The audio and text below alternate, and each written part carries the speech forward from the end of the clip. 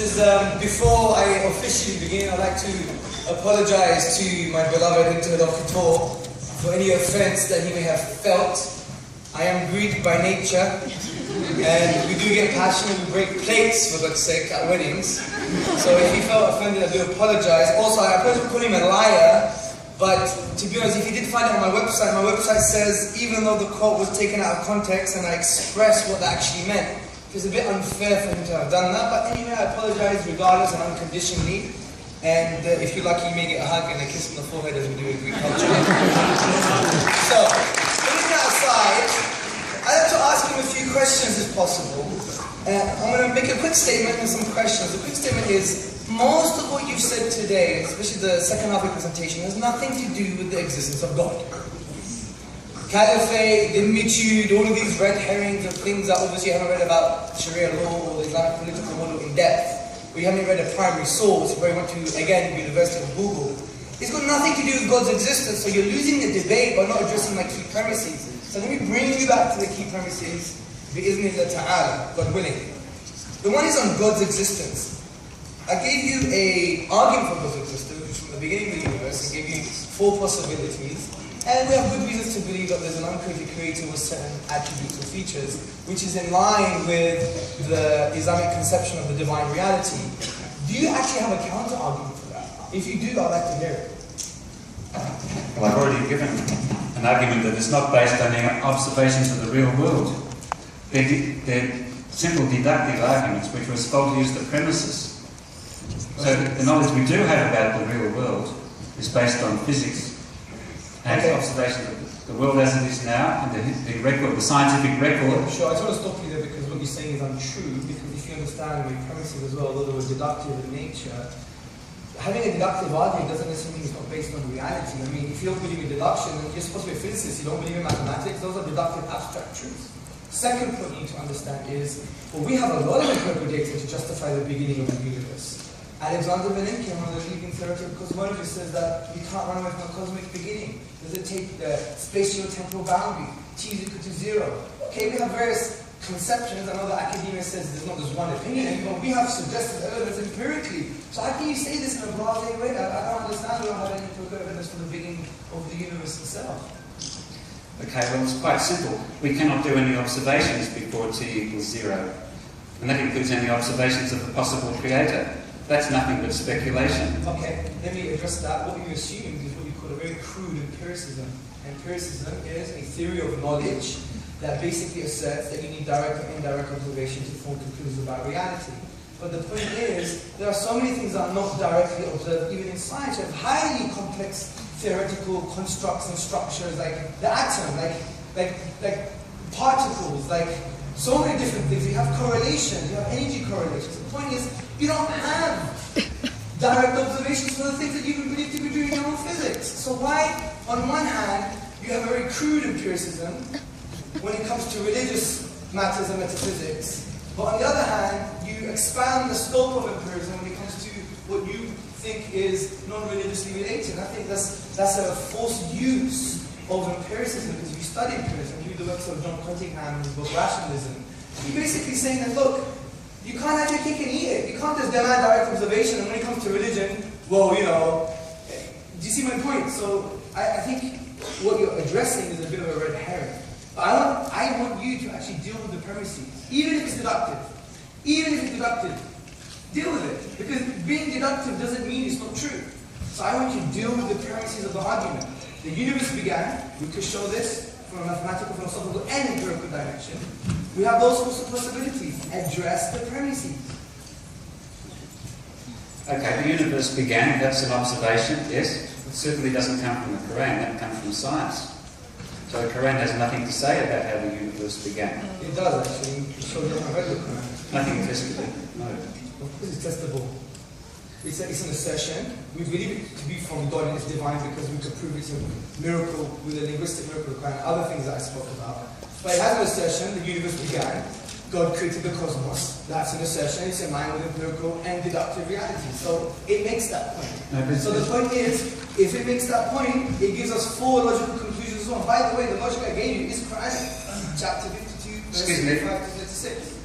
I thought the idea was that you asked me questions and I answered them for 10 minutes. It seems to me you've got it back front. You ask the questions for 10 minutes and then I don't get to answer them. But your answer is not sufficient. What I said before remains true. If there's no armadillos in the premises, there can be no armadillos in the conclusions. So what do you mean by that? So if Quranic science or Islamic science makes no observations of the real world, it can't reach any conclusions about it. That's a red herring. I'm talking about God's existence. God's existence. We're not talking about Quran here, or Islam, or any metaphysical kind of claims, in terms of religious claims. We're talking about God's existence.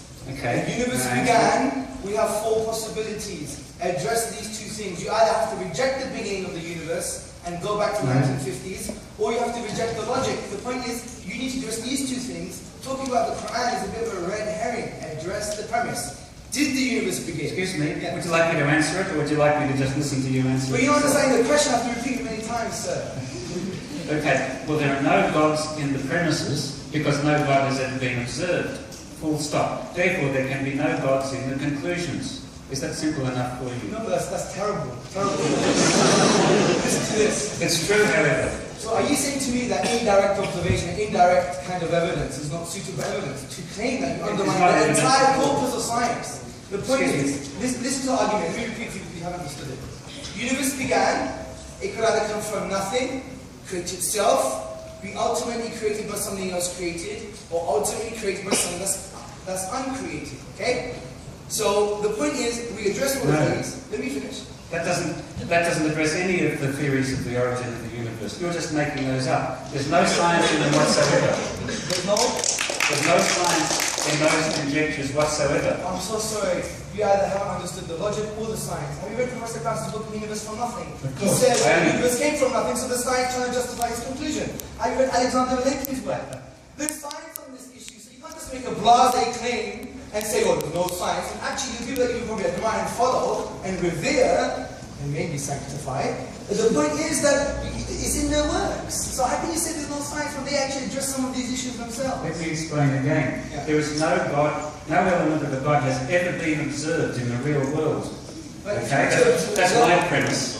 Therefore, there can be no God in the conclusions, despite any amount of clever reasoning and deductive logic that you might wish to go to put forth. If there's no God in the observations or the premises, there can be no God in the conclusions. Okay. Full stop. Therefore, your argument falls right down. Let me play your logic. Let me see how your logic can be applied to reality.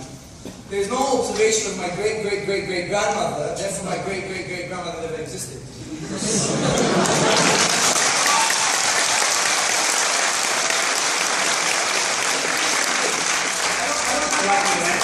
you like to answer it yourself? I shall. There are many observations of your great-great-great-great-grandfather, and many of them survive through the historical record. That is real evidence. Where? I don't have his grave or his DNA or photo. There are many documents. There are documents going back to 2000. I'm a bachelor in the case, remember? I thought we were allowed to be courteous to each other, which would include allowing me to answer questions without you interrupting. It's easy for you because it's not true what you're saying. I have no records. Okay, take my 10th great-great-great-great-great-grandfather. I have no DNA, no historical records. It's just because I'm here, I make the rational inference. You are denying Let's go to another example. Julius Caesar. Yeah. There are many physical traces of Julius Caesar. There are paintings and there are drawings and there are busts and there are recorded things. It's not my grandfather. There's lots of evidence that Julius Caesar is not my grandfather. It's like the fallacy of the undistributed middle. You're making a fallacy here. The point is, your logic can't apply to reality. You deny your own very existence. Do you see my point? So, but there is evidence that he existed. What is this? You. That's exactly the point. It's indirect observation.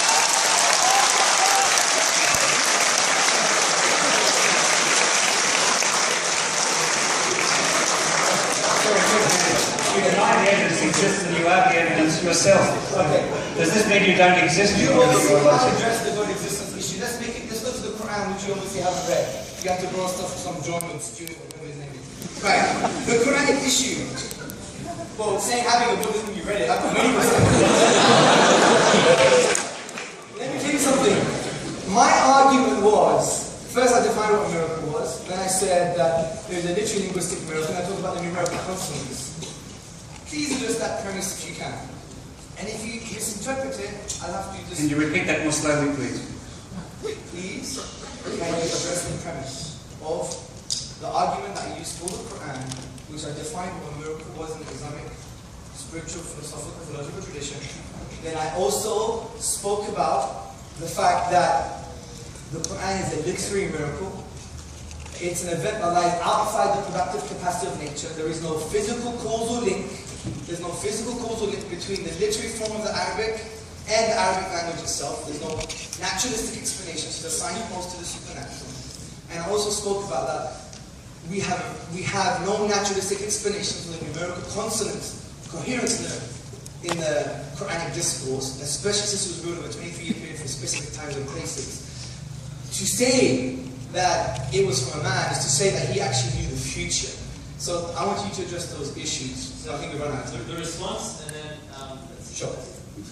Okay, well you're confusing an absence of evidence with evidence of absence.